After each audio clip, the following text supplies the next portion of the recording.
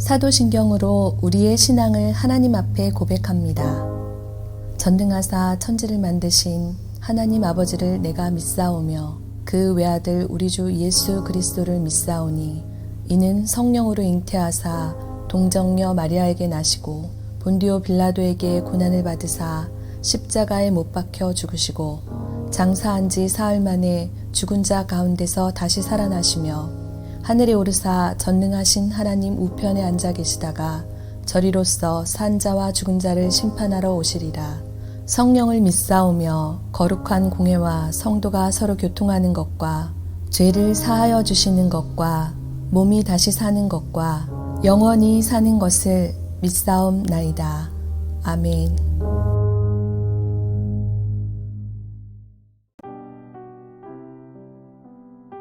오늘의 말씀 히브리서 11장 32절에서 40절 말씀입니다. 내가 무슨 말을 더하리요? 기드온, 바락, 삼손, 입다, 다윗 및 사무엘과 선지자들의 일을 말하려면 내게 시간이 부족하리로다.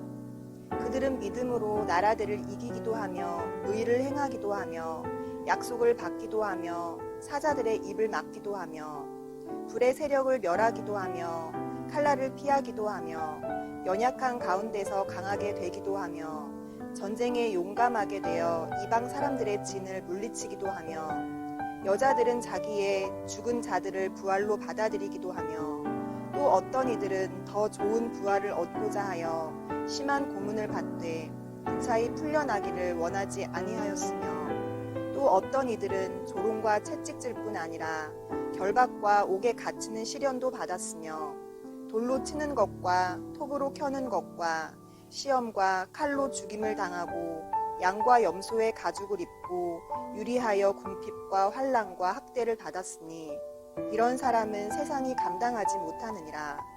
그들이 광야와 산과 동굴과 토굴에 유리하였느니라. 이 사람들은 다 믿음으로 말미암아 증거를 받았으나 약속된 것을 받지 못하였으니 이는 하나님이 우리를 위하여 더 좋은 것을 예비하였은즉 우리가 아니면 그들로 온전함을 이루지 못하게 하려 하심이라. 오늘 우리가 함께 읽은 말씀은 성도의 믿음과 인내를 촉구하기 위한 구약의 인물 예증의 마지막 부분입니다. 히브리서의 수신자가 되는 당시 유대인 그리스도인들은 예수를 믿음으로 인해 수많은 박해를 당하고 있었습니다. 그리고 그런 그들의 신앙을 위해 히브리서 11장은 믿음의 사람들의 모습들을 하나하나 기록하고 성도들로 하여금 믿음의 사람들의 삶을 살아갈 수 있게 도와주었습니다. 히브리서 11장의 앞부분을 보면 이와 같이 성도의 믿음을 독려하기 위해 아벨, 에녹, 노아, 아브라함, 또 사라, 이삭, 야곱, 모세와 같은 믿음으로 살았던 구약의 인물들을 한 사람씩 소개하였는데 오늘 주신 말씀에는 가나안 정착 이후의 사람들을 계속해서 소개합니다. 그런데 오늘 말씀은 이전과는 다르게 개인이나 집단의 믿음의 행위들을 자세히 설명하는 것이 아닌 믿음의 행위와 결과들을 두 가지로 분류하여 짧게 언급만 하고 있는 것을 보게 됩니다. 오늘 말씀 32절을 보면 기드온, 바락, 삼손, 입다, 다윗 및 사무엘과 선지자들의 일 이렇게 언급하고 있는데 가나안 정착 이후부터 예수께서 오시기 전 구약의 인물들에게 일어난 일들을 설명하고 있습니다. 크게 두 가지로 분류하여서 우리가 볼 수 있겠습니다. 그것은 믿음으로 인해 긍정적인 결과를 얻은 사람들과 또 믿음으로 인해 부정적인 결과를 얻은 사람들입니다.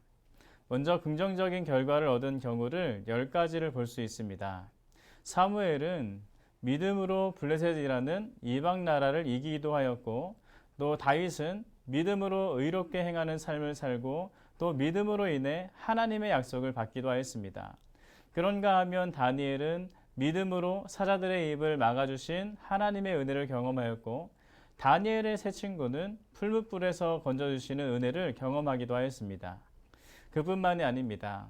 하나님은 믿음의 사람들을 도우셔서 수많은 칼날을 피하게도 하시고 연약함 가운데 강하게 되기도 하게 하시고 전쟁에서 용감하게 되기도 하시고 또 이방 사람들의 진을 물리치기도 하시며 사르밧 과부와 수넴 여인처럼 죽은 자가 다시 살아나는 기적을 경험하기도 하셨습니다.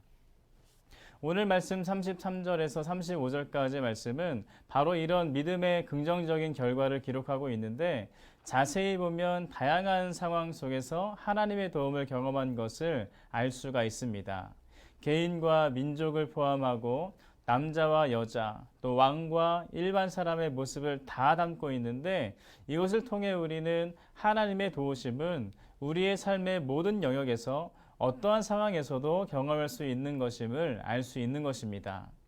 그런데 문제는 35절 하반절에서부터 38절까지 이어지는 말씀입니다. 이 부분의 말씀을 보면 믿음을 가지고 살았지만 믿음으로 인해 오히려 부정적인 결과를 당하게 된 사람들이 기록되어 있습니다. 이런 것들입니다.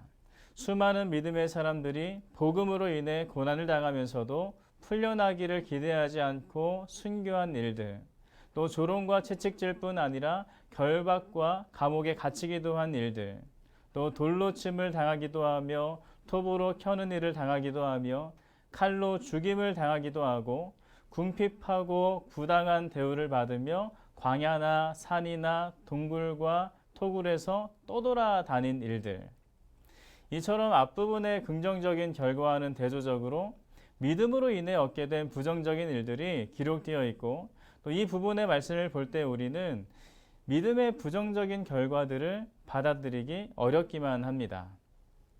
많은 사람들은 하나님을 믿으면 반드시 성공한다는 생각을 하곤 합니다. 오늘 우리도 세상에서의 성공을 위해 그렇게도 많이 기도하고 있지 않습니까? 그러나 오늘 성경 말씀은 우리에게 믿음의 삶의 결과가 반드시 세상적 성공으로 이어지는 것이 아님을 보여주고 있습니다. 성공은커녕 오히려 부정적인 결과를 경험할 때가 있다는 것입니다. 왜 성경은 이와 같이 부정적인 결과를 보게 하는 것일까요? 믿음으로 살아가는 모든 사람에게 반드시 성공이 보장되어 있다고 생각하는 것은 착각이라는 것입니다. 왜입니까?